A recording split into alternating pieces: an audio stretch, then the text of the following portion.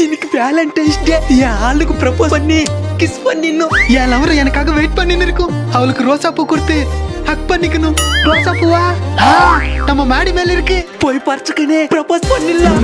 நைனா காலேஜுக்கு போயிட்டு வரோம். பத்ரோயா நல்லா படிங்க. ஒரே பூ இருக்குது. அரடா எத்த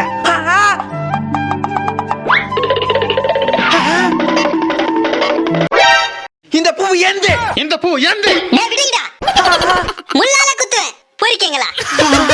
வேலண்டைன்ஸ் டே வந்தா போதும் பூ மேல எங்க இல்லாத அக்கறை வந்துரும்.